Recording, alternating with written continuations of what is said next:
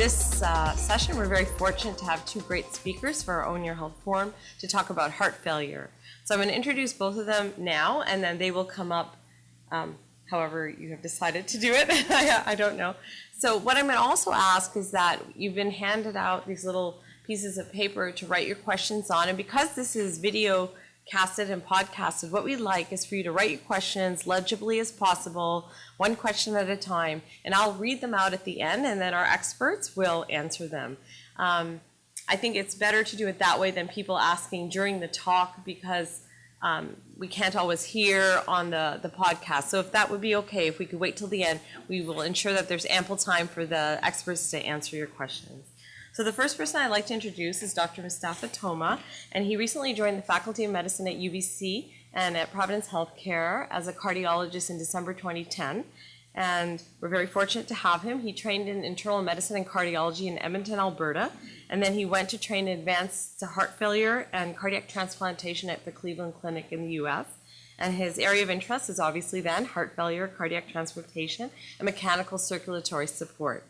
And we also have Minette Walker, who's also working in this program, and she's a cardiovascular nurse, and she's been working in this area for over 20 years. She completed a Bachelor's in Science and Nursing at Master University, and then recently completed her Master's in Nursing at UBC. And she focuses on the inequalities that exist in the distribution of care for patients who live with heart failure, and also is exploring the use of telehealth strategies to reach people who are living with heart failure in rural and remote settings. Her experience includes working in the coronary care unit, outpatient heart failure, as well as educating patients about the metabolic syndrome. So with that, I would like to welcome both of them to speak to you tonight. Apologize.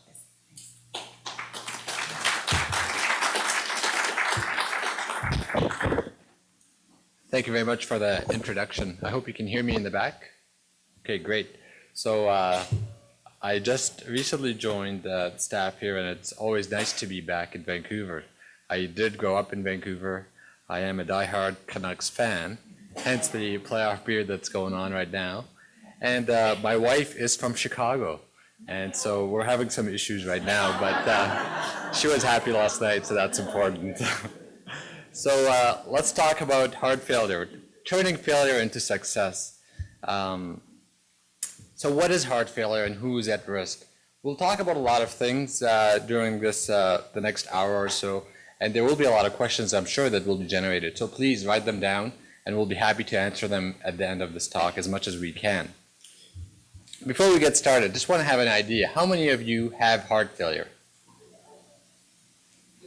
How many of you know people who have heart failure? All right, so it is quite an important disease. And I'll show you how important this is in just a few minutes, actually. So to start off, I want to just talk about the heart. So this is a picture of the heart. And the heart has 4 chambers. The 2 top chambers, here and here, are called the atrias, or the atriums. And the bottom chambers are the ventricles. So this is the right ventricle and the left ventricle. They're a little bit reversed because we're looking at them from the front. So heart failure, it's a clinical diagnosis. So it encompasses many different conditions. But the main definition is that it's when the heart can't pump enough blood to the rest of the body as much as it should. And so the weak heart is unable to keep up with the workload that is required to maintain perfusion to the body, the brain, the vital organs, the extremities. And this leads to fluid backing up into in the system. And so hence sometimes it's called congestive heart failure. So you get congestion because you have buildup of fluid in the lungs or in the legs. This can happen very, very slowly over many years, or it can happen suddenly. So why is this important? Well, our population is changing. In the last 50 years or so, we have moved from a population scheme where the majority of the patients were under 40 years of age. And there were very few patients who are over the age of 65. As you can see, 4.9% back in the 1950s. And now, well, 2 years ago in 2008, the population has shifted where 22% of patients are now, or individuals who live in BC, are over the age of 65. And then when you move on to the year 2050, we expect that about 40% of the population will be over the age of 65. And as a result of this, if we keep the incidence in the red lines, which means the number of new cases of heart failure that are diagnosed every year, if this stays the same, because the heart failure is a disease or a condition of older patients, and we have older patients or people in the population by the year 2050, we see that there's been a steady rise in the prevalence, which means the number of people living with heart failure. So there are more people living with heart failure now than there were 10 years ago, and there will be even much, much more in the year 2050. So hence, it's becoming more of what we call the heart failure epidemic in Canada, in the United States, and really the rest of the world. So why is it important? Well, because when people get admitted to the hospital with heart failure, they get readmitted, and they get readmitted, they get readmitted more and more and more. So what we can see here, this is data from Canada, which shows that when patients are admitted with heart failure, after 30 days, 10% of patients get readmitted to the hospital again. This is data from 2004. In the United States, more recently, within the last year or so, the readmission rate is about 20%. So 1 in 5 patients who gets admitted to the hospital will get readmitted within 1 month. So as you can imagine, this creates a lot of discomfort for patients, their families. It increases the burden on the healthcare system as well. And by 1 year, this readmission rate is about 2 to 3 times of what it is at 30 days. And as a result of this, you can see that this creates an increased cost to the healthcare system. So from the year 2001 to 2008, we almost have a doubling of, 50% increase in the cost, overall cost of the healthcare system. So this is important, and this increases the cost of the hospitals and to the government in general. So an important question is then, what causes heart failure? So heart failure, there are many causes to heart failure, to heart failure. So some of the causes would include plumbing conditions. So as you know, the heart is made up of valves on the inside, it's got muscle on the outside, and it is a muscle. So just like any other muscle in the body, it requires blood flow. So the blood flow comes through arteries. They're called coronary arteries. And so if there's problems with these coronary arteries, we call, that's a plumbing problem. So heart attacks, where you have blockages of these arteries, can cause the heart muscle to become weak. But also long-term high blood pressure can cause the heart muscle to become weak over time. And then heart valve problems can cause the heart muscle to become weak. So leaky valves, for instance, or tight valves, or stenotic valves, stenosis. You might have heard of that term, maybe yourselves or your family members. But there are also many other causes of heart failure. So viral infections can cause heart failure. They can cause something called cardiomyopathies. There are heart problems that you may be born with, or your kids may be born with, or grandchildren. These are called congenital heart diseases. There's also familial conditions where you inherit what's called a cardiomyopathy. So you inherit genes that over time can cause cardiomyopathies or heart failure. One of the important causes that we always discuss and worry about are alcohol intake. So excessive alcohol intake over many, many years can cause the heart muscle to become weak. As well, an entity that's become sort of more important in the last 20 or 30 years is chemotherapy-induced heart failure. So breast cancer therapies with something called anthracyclines, a type of chemotherapeutic agents, can cause heart failure. There's a newer agent called Herceptin that is sometimes used to treat females with breast cancer, can also cause heart failure. So then who gets heart failure? Well, men and women are equally as likely to get heart failure. And when men or women get heart failure, their risk of dying, the mortality risk, is also the same. So neither sex is protected by heart failure. However, there are some differences between men and women. Women with heart failure tend to be somewhat older than men, and they're more likely to have high blood pressure. Men, on the other hand, tend to be a little bit younger. They're more likely to have heart attacks as a cause of their heart failure, due to blocked arteries. Men are more likely to develop coronary artery disease at a younger age compared to women. So having said that, then what are the symptoms of heart failure? Well, there are many, many symptoms that can occur. So these would be shortness of breath. That's one of the common symptoms. So if there is congestion and buildup of fluid that backs up because the heart can't pump, well, if it's on the left side of the heart, it backs up into the lungs. And so patients would get short of breath. If the heart is not pumping blood to the rest of the body, then the individual with this condition can develop lack of energy and they can have fatigue. Because of the congestion, once again, individuals can develop cough with what's called frothy sputum. So there's sort of blood-tinged or pinky kind of foamy sputum that can develop because the blood backs up into the lungs and then gets into the lung itself. It sort of diffuses into the lungs and then patients start coughing up this frothy sputum. Once again, because of congestion, there can be swelling in the legs and in the feet. That's one of the commoner signs that we see in patients with heart failure. There's also problems with difficulty sleeping at night. So, for instance, individuals would find that they have to prop their heads up with multiple pillows, or that they wake up in the middle of the night and they feel like they're suffocating and they feel like they have to get out of bed, sit outside, get some fresh air. So that's also one of the symptoms of heart failure. Obviously, with congestion, you get swollen abdomen because the blood sort of seeps out into the abdominal cavity, and as a result, you get loss of appetite and some bloating sensation. You may get increased urination at night, but there are many other causes for that, as you probably know. And in the late stage of heart failure, when there is lack of oxygen and blood delivery to the brain, there can be confusion or impaired memory, of course.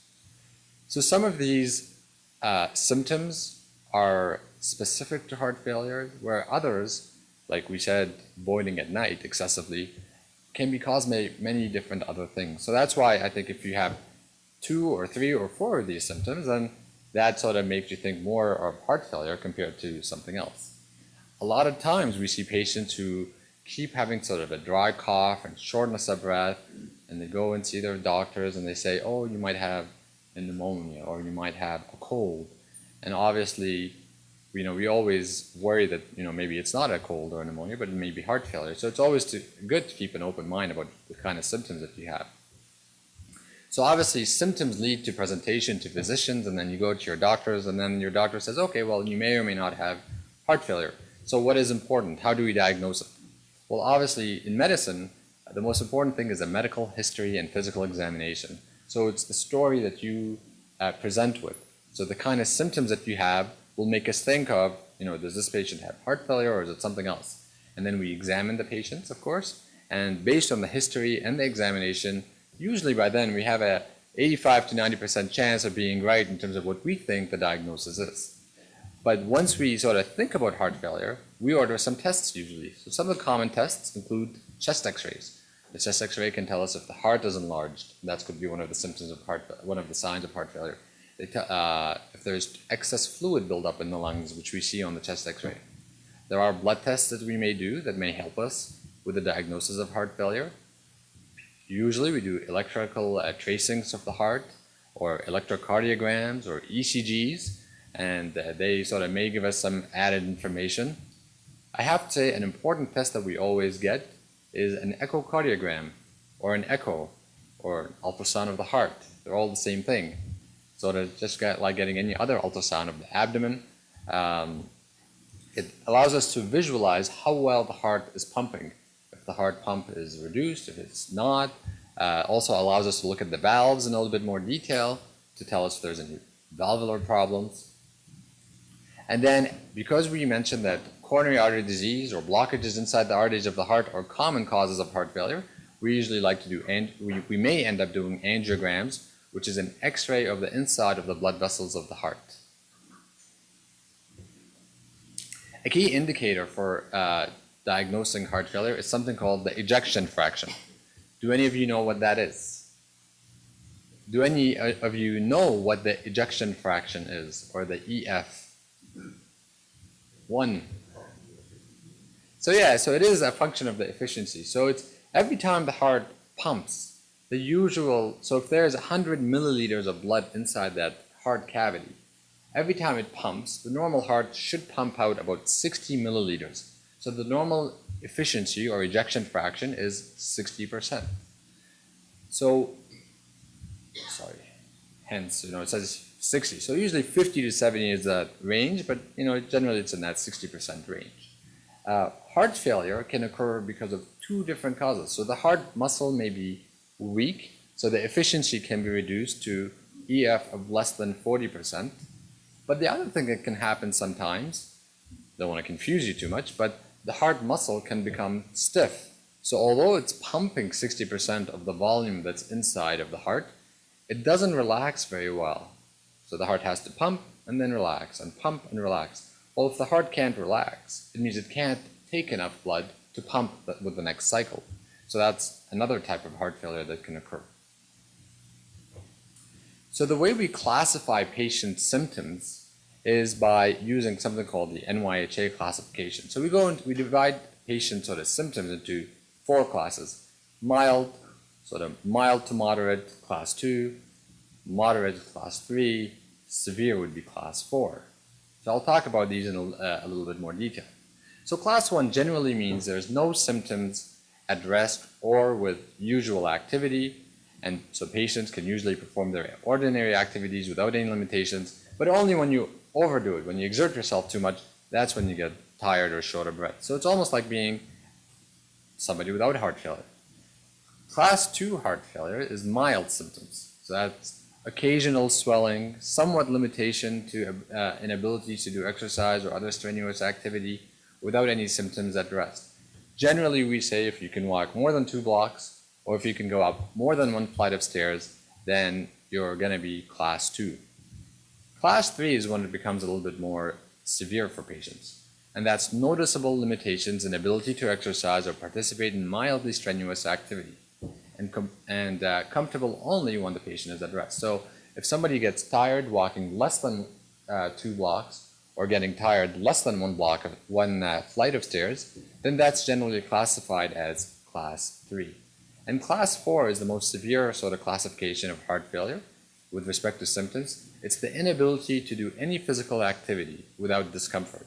And there are symptoms that occur at rest. So sitting, watching TV, or really doing minimal activities, walking 1 or 2 steps, some patients can develop symptoms of heart failure. So that's quite severe symptoms and quite worrisome symptoms as well. So now that we have talked about what is heart failure and how we diagnose it and what sort of symptoms there are, let's talk briefly about how we treat heart failure. So the most important way of treating heart failure is having the physicians and the patients working together at managing the symptoms. So heart failure is one of those conditions. It's a chronic disease that patients have where patient participation is extremely important. And I think Minette's going to talk a little bit more about that when she takes over. So unfortunately, for the most part, there's no cure for heart failure. We treat the symptoms. It's a chronic condition. We try to improve symptoms with medications. So obviously, early diagnosis, just like any other medical condition, is important. And the strategies that we implement slows down the progression of disease, keep you out of hospital, which is extremely important, and then prolong the life. So improving symptoms and prolonging life.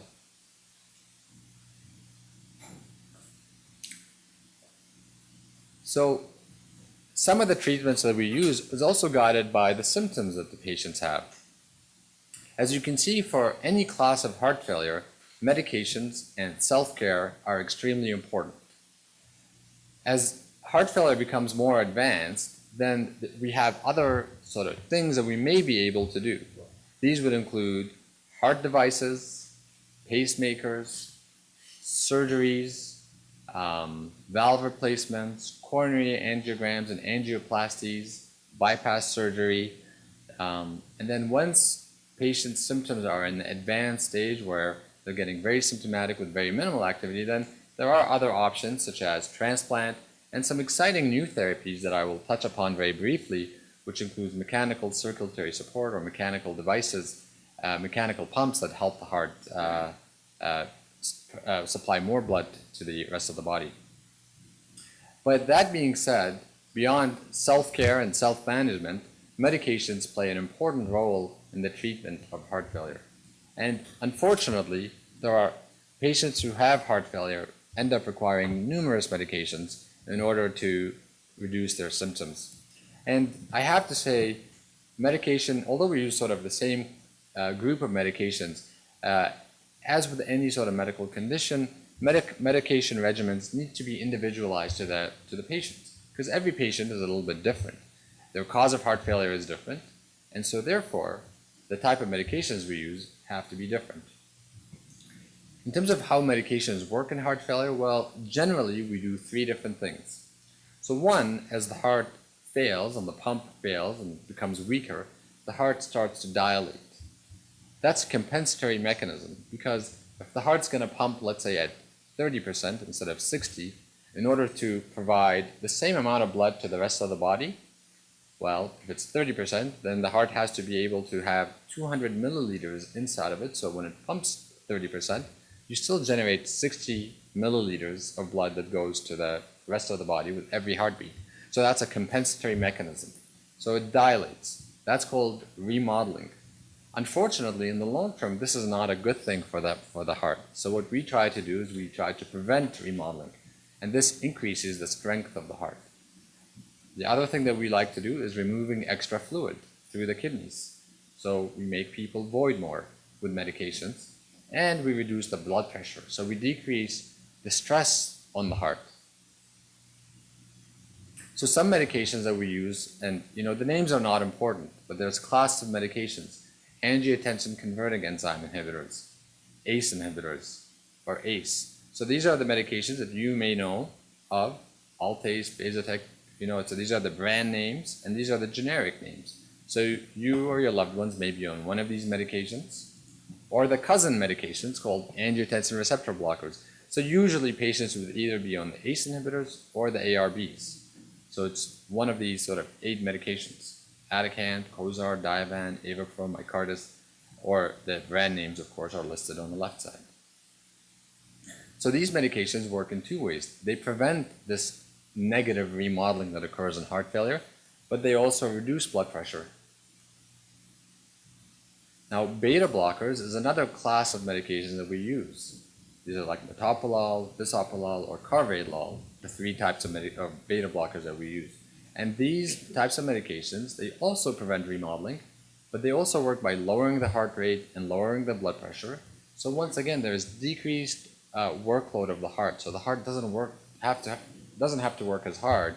So therefore, over time, it can relax and have a little bit more energy. That's how I think of it.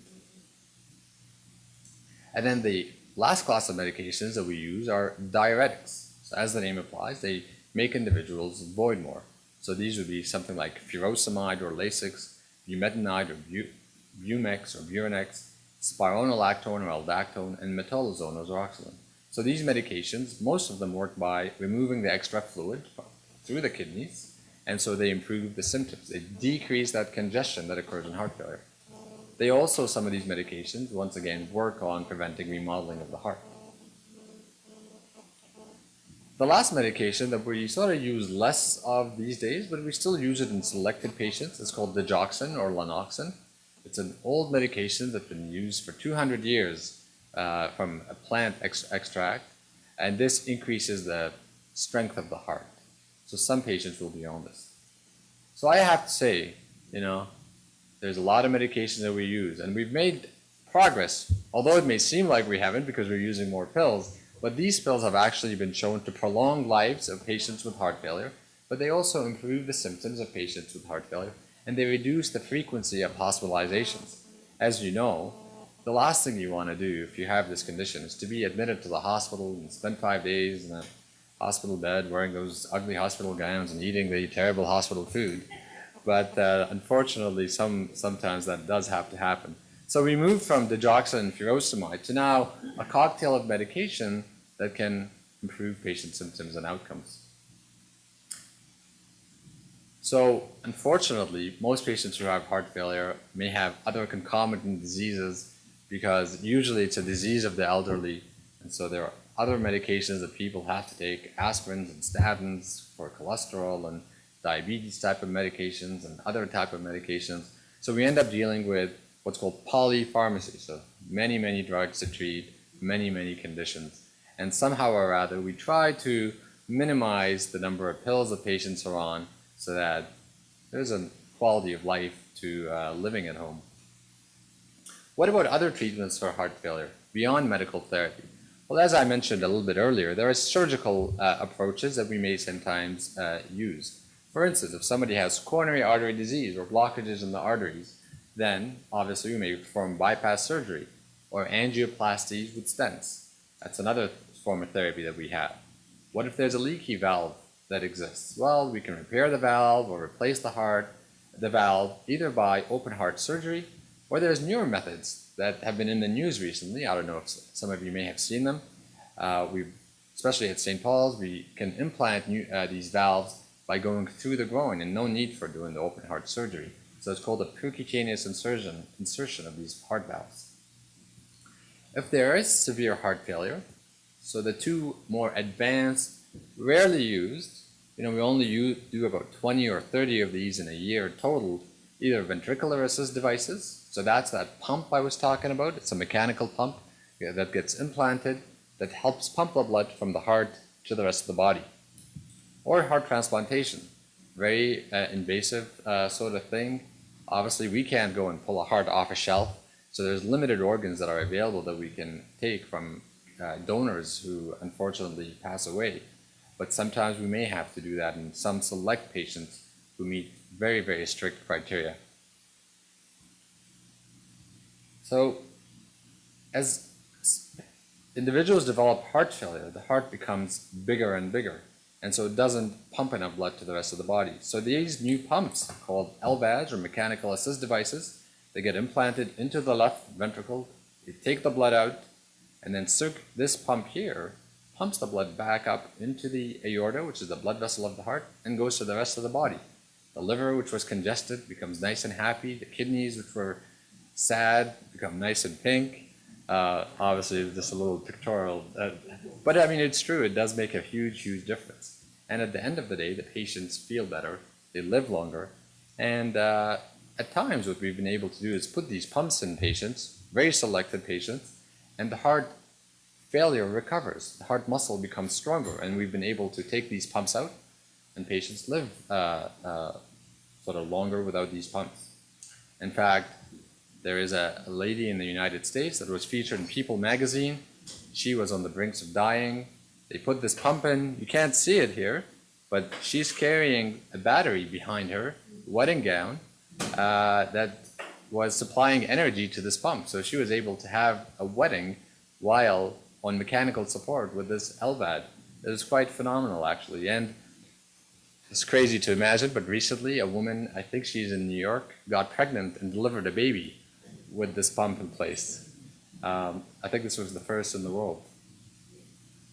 There are also other devices that we use, much, much more commonly than these heart pumps, and a lot less expensive and less invasive. And these are pacemakers. So a pacemaker can be used to treat slow heart rates. Any of you have pacemakers in the crowd? Yeah, there's a few. So that's very common for slow heart rates. We also use these things called implantable defibrillators. I'm sure you've all seen TV shows where they make it very dramatic and they bring the paddles out and they shock patients and they jump up.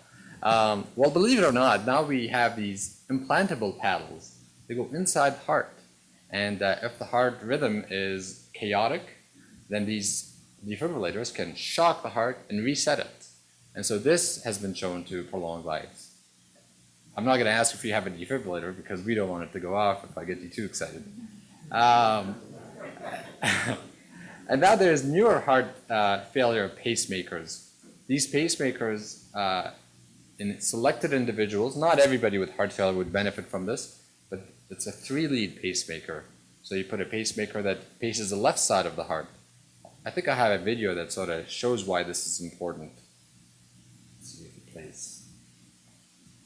So when the heart muscle becomes enlarged, as you can see here, the heart becomes less synchronous. Let's see if it shows. So as you can see, the left and the right side of the heart are not pumping together, so it's not very efficient. We sort of will show it again in case you missed it the first time. I don't know if that's a glitch with the video or what. So this lack of synchrony is called dyssynchrony. And so in the last 5 years ago, we have become better and better at identifying which patients have this dyssynchrony. As you can see, this part of the heart and this part of the heart are not beating together. So that's not synchronous, and it's not very efficient. So something that we can do is put pacemakers, these specialized pacemakers called CRT, cardiac resynchronization therapy, or biventricular pacemakers into the heart and make the heart work a little bit more efficiently. So I hope so that this gave you a bit of an introduction to what heart failure is and what we can do for it. I'd like to ask Minette to come up and talk about self-care strategies for heart failure.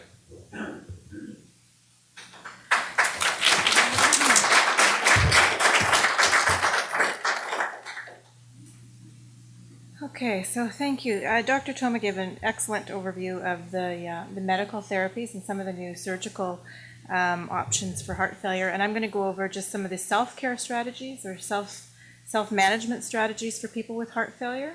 I know we don't have a lot of people with heart failure in the room, but hopefully if you know somebody with heart failure, you can pass on what you learned today. And we like to think of these strategies as sort of equally important, as Dr. Toma pointed out, equally as important as all the medications and things that we prescribe.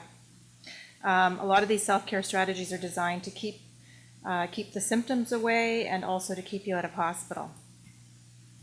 So you can take an active part in your care if you have heart failure by doing the following, and I'll just list them quickly and then I'll go into more detail.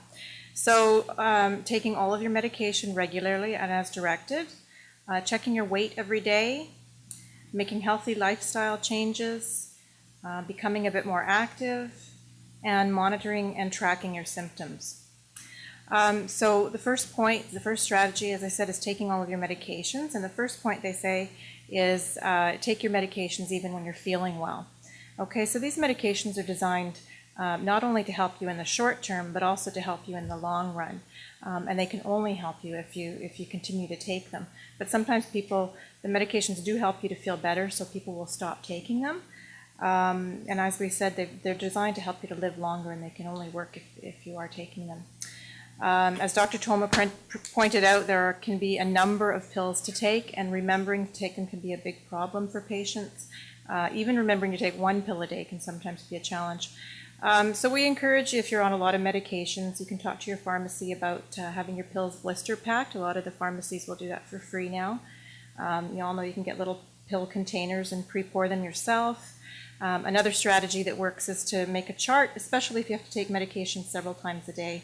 So do yourself up a chart or have somebody help you make a chart up on the computer and then cross them off as you take your pills. And I even looked on the computer, and there's all kinds of people are trying to sell all kinds of little devices with alarms to help you remember to take pills. Dealing with side effects. So side effects are a reality with a lot of the heart failure medications and the blood pressure medications. So it's a matter, I think, of talking to your physician or to your pharmacist about this. Don't stop taking them. They're not allergies necessarily. They're side effects. And if you talk to your doctor, oftentimes what they can do is stagger the dosing so that you're not taking all the pills all at one time. So they can be staggered a little bit. We can also split the doses up a little bit or take some of the stronger medications at bedtime so that the worst of the effects are happening while you're sleeping. There are certain medications to avoid if you have heart failure, if you're on some of the heart failure medications. And an important example of this would be the painkiller Advil or ibuprofen. These belong to the class of medications called non-steroidal anti-inflammatories. And these can lead to a bit of fluid retention, and they can harm your kidneys a little bit. So they often don't go well with heart failure. Alternative or herbal therapies. A lot of people with chronic heart failure and other chronic diseases will look to alternative or herbal therapies just because they maybe want to try and do things a little bit more naturally, and they often come to healthcare professionals looking for advice on them. And it's difficult for us to advise you on these or to encourage you to try them because they really haven't been studied enough. And we don't know if they're safe, and in some cases, some of them have been proven to be harmful. If cost is an issue, you can always talk to your physician and they can look at some lower cost alternatives with the heart failure medications. Okay, so again, how many people had heart failure? Right, and how many of you weigh yourself every day? So pretty much everybody, that's excellent. Okay, so we know you can put on weight for three main reasons. You can gain muscle, you can gain fat, and you can gain fluid. So the muscle gain is not likely if you're, sort of, especially in the advanced stages of heart failure, you're not likely to be at the gym bulking up. Fat gain happens much more slowly, but fluid gain is something that we see a lot of with heart failure, okay? And that's a sign that you're retaining fluid. And when you retain fluid, your heart has to pump a lot harder to circulate the blood around. So what we do is ask people to weigh themselves every single day and to document that number or to keep track of it on a log. So the best thing to do is to weigh yourself every day at the exact same time of the day using the same scale and keeping the scale in the same place. Okay, so it's best to get up in the morning, empty your bladder completely, either remove all your clothes or just wear the same pajamas or whatever, and then record that number, as I said, because you'll have to sort of compare that from day to day. And you want to be able to report a weight gain of 2 pounds for 2 days in a row or 5 pounds in a week. Okay. Oftentimes, by the time people get to the hospital, they're 20 plus pounds fluid overloaded. So you can imagine that if you were to be tracking that weight and have caught it at the 5 pound mark, you can probably save yourself a hospital admission. Okay. So you want to be able to know who to report those symptoms to. And then I've got the concept of dry weight on there as well. And this would be considered your weight when you're not retaining any fluid and when you're free from symptoms. So that's an important number to know as well. Okay, so the next strategy would be a fluid restriction. Sometimes when you're admitted or most times when you're admitted to the hospital with heart failure, the physician will order a fluid restriction. And with the later stages of heart failure, it's important that you do this at home as well. And so we generally ask people to keep their fluid intake to somewhere between 1.5 and 2 liters of fluid per day. So in different language, that's 1,500 to 2,000 milliliters, or 6 to 8 cups, or 48 to 64 ounces. So you really have to know what your cups are at home, how much fluid they hold, and then you can sort of go from there. So what is considered fluid? Well, fluid is considered anything that would be liquid at room temperature. So you have to remember things like popsicles, Jell-O, your soup, ice cream, and then the obvious sort of things as well would all be considered liquid. So you'd want to count all those. We used to ask heart failure patients to count all their fluid intake as part of their fluid. But then people were not eating as much fruit as they should because they wanted to save their fluid for fluid. So now what we say is anything more than 3 servings of fruit. So on your 4th serving, you're going to start counting that as fluid intake. So you would count 1 medium piece of fruit sort of as about half a cup of fluid. And if you were to have the more processed types of fruit that come in the little fruit cups, you'd want to count it cup per cup. So for example, a cup of applesauce would equal a cup of fluid. And then of course, bananas and dried fruits don't really have much fluid at all to worry about. Okay, so these are just some tips to reduce thirst. If you have heart failure and if you're on a lot of diuretics and that sort of thing, you might be bothered by thirst, and those are just some tips you can try to reduce the thirst a little bit.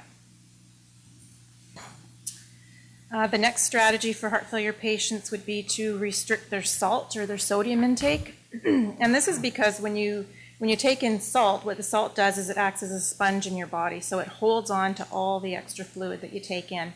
And that means extra workload for your heart. So if you can keep your sodium low, you're going to prevent a lot of that fluid retention. So we generally tell people to limit their sodium intake to about 2,000 milligrams per day. And some of the newer hypertension guidelines actually recommend 1,500 milligrams per day.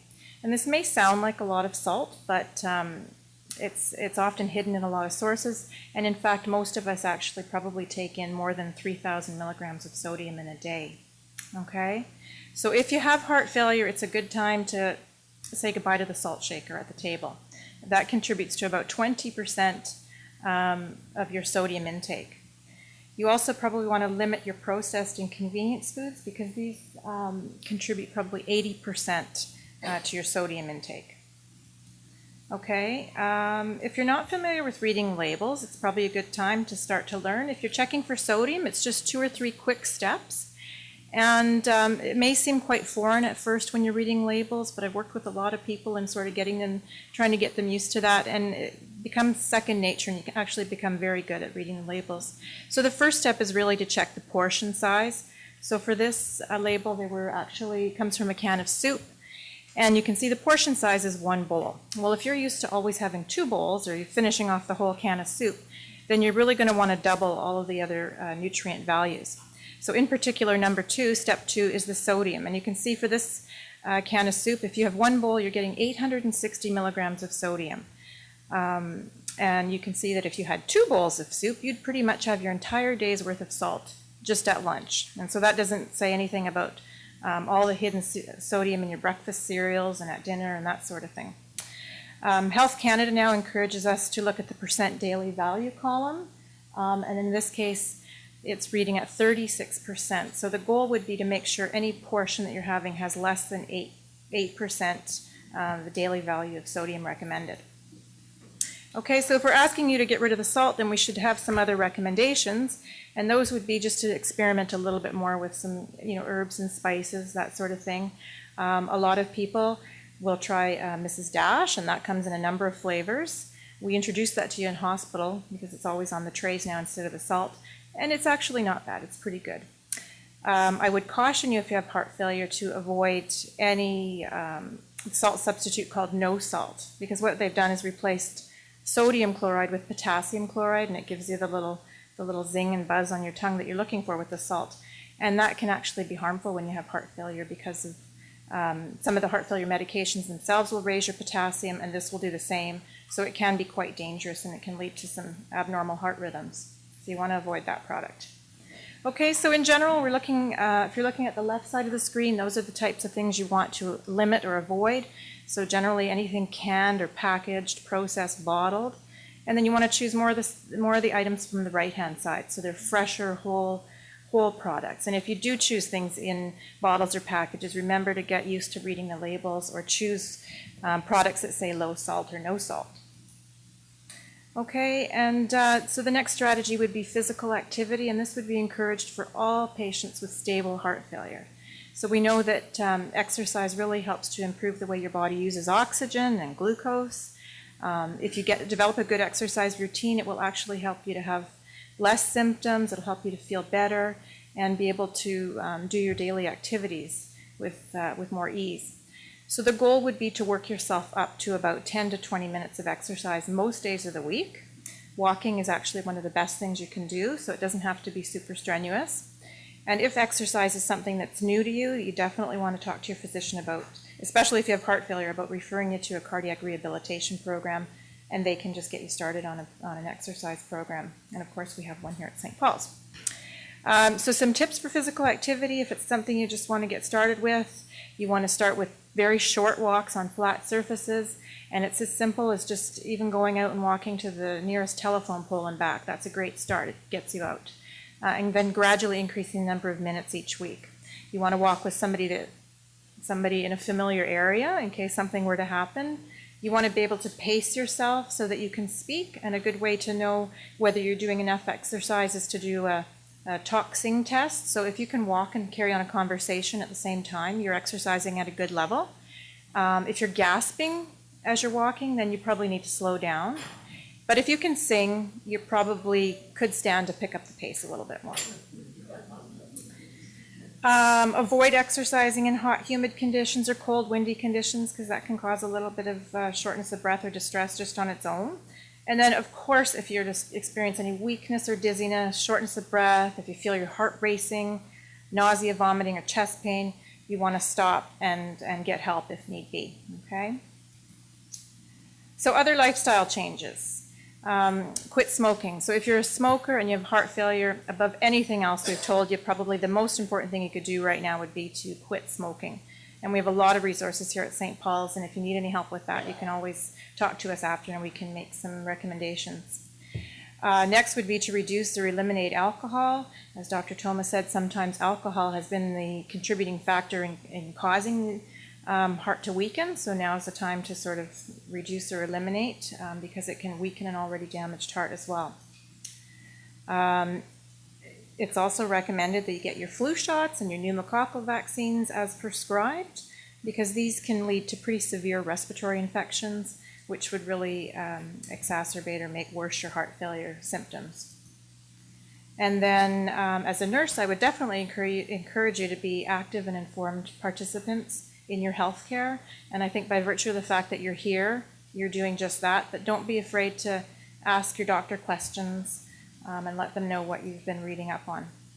And then it's important to record progress and report changes in symptoms. Okay, so again, those symptoms that you want to keep track of, the shortness of breath, chronic lack of energy, the frothy sputum, swelling in the legs, difficulty sleeping, the swelling, increased urination, confusion, and impaired memory. And the one that's not on there is any chest pain that you're having. So any of those things you want to keep track of and report to your physician.